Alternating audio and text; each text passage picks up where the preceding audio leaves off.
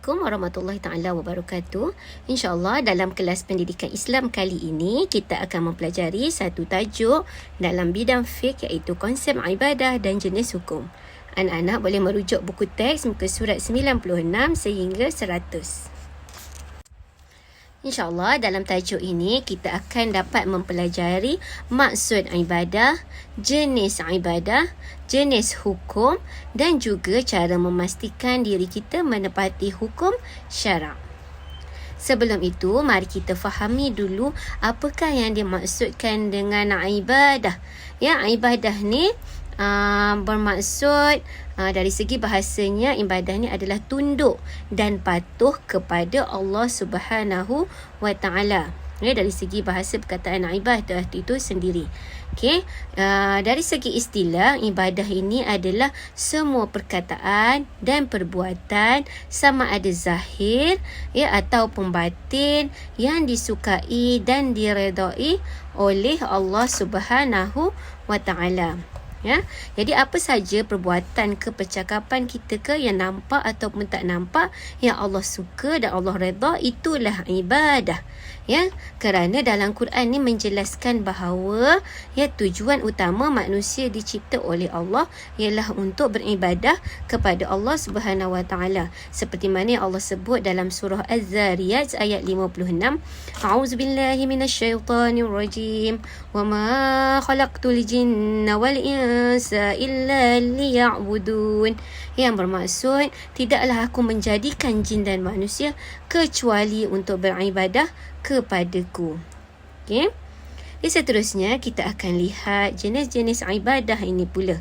Ya, yang mana ibadah ni kalau kita lakukan dengan niat yang ikhlas akan mendapat ganjaran pahala. Okey, kita lihat ya ibadah ni ada dua jenis. Ya, yang pertama ibadah khusus, yang kedua ialah ibadah umum.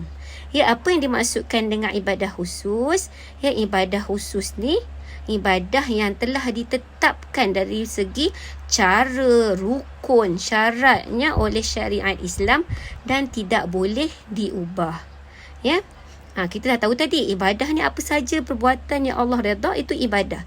Ya, tapi yang dimaksudkan ibadah khusus ni ibadah yang telah ditetapkan dalam syariat Islam dari segi cara, rukun dan syarat tak boleh ubah-ubah. Ya, contohnya solat, puasa, zakat, haji, itu semua ibadah khusus. Ya, ada cara nak laksanakan, ada rukun yang wajib kita buat dan syarat-syarat yang kita perlu jaga supaya ibadah ini sah. Ya, itu dipanggil ibadah khusus. Ya, apa saja ibadah yang ada syarat, panduan yang ditetapkan itu ibadah khusus. Okey. Yang kedua ialah ibadah umum. Ya, apa dia ibadah umum ni? Ya, ibadah yang meliputi segala aspek kehidupan sama ada berkaitan dengan hubungan manusia dengan manusia, manusia dengan makhluk lain yang tak bertentangan dengan syariat Islam. Ini yang kita lakukan seharian yang diredai oleh Allah. Ya, contohnya makan. Kita makan.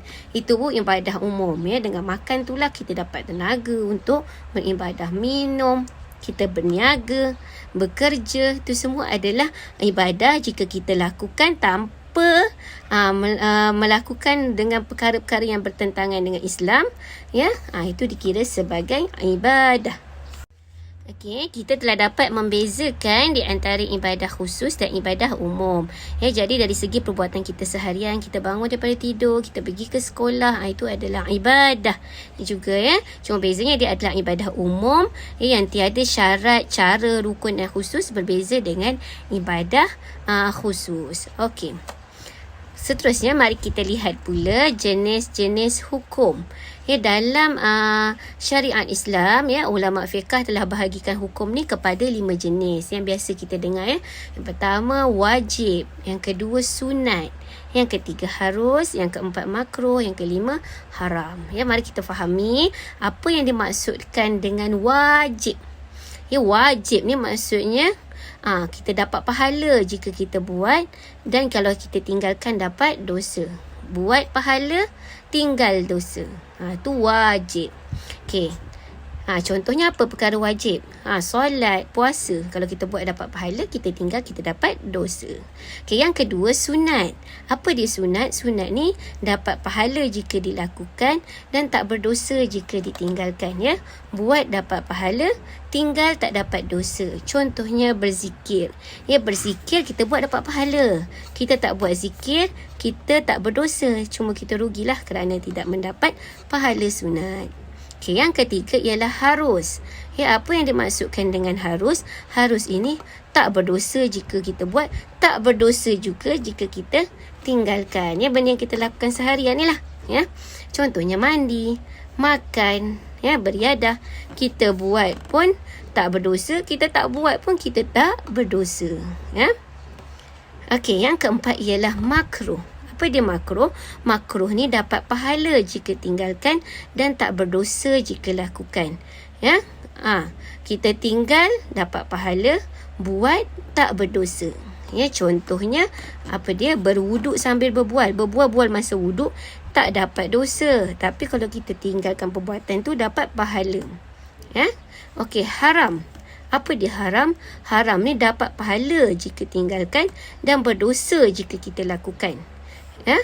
Tinggal dapat pahala, buat dapat dosa. Apa contohnya? Mencuri. Bila kita mencuri dapat dosa, kita tinggalkan perbuatan mencuri tu, kita akan dapat pahala.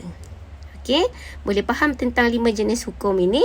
Mari kita cuba tentukan perkara-perkara berikut apakah hukumnya. Mari kita cuba lihat yang pertama. Fatimah berpuasa pada setiap hari Isnin dan Khamis. Apa hukumnya? Jadi yang pertama ini, puasa hari Isnin dan Khamis, hukumnya adalah sunat.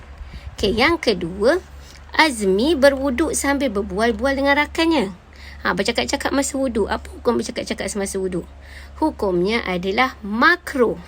Kita tinggal dapat pahala, buat tak dapat dosa. Yang ketiga, Hafsah sering keluar rumah tanpa memakai tudung. Kalau menutup aurat tu wajib, tak pakai tudung, hukumnya adalah haram. Lakukan dapat dosa. Yang keempat, Mursyid mandi pagi sebelum pergi ke sekolah. Mandi pagi. Kau tak mandi berdosa tak? Tak berdosa. Tapi ni hukumnya adalah harus. Buat tak berdosa.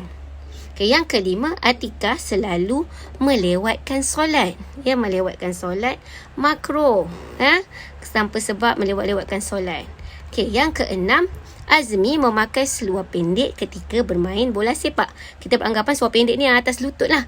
Kalau lelaki auratnya pusat sampai lutut. Jadi memakai seluar atas lutut haram. Kerana tidak menutup aurat. Yang ketujuh, berpuasa di bulan Ramadan. Puasa tadi Isnin Khamis sunat. Kalau bulan Ramadan hukumnya adalah wajib.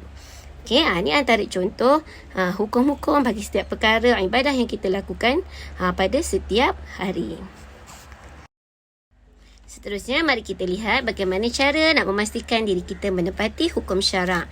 Yang antaranya, kita mendengar nasihat orang tua, contohnya ibu bapa, guru dan lain-lain. Yang kedua, kita bergaul dengan rakan yang baik. InsyaAllah kita akan menjadi orang yang baik kerana melakukan kebaikan bersama-sama. Yang ketiga, ingatkan diri kita sendiri supaya sentiasa jaga maruah, kehormatan diri dan keluarga. Bila kita ada terlintas untuk melakukan suatu perkara yang tidak baik, ingatkan diri kita sendiri. Yang keempat, sentiasa ingat akan azab Allah supaya kita sentiasa takut untuk melakukan perkara-perkara mungkar dan maksiat. Setakat itu sajalah tajuk konsep ibadah dan jenis hukum. InsyaAllah kita akan jumpa lagi dalam kelas Pendidikan Islam yang akan datang.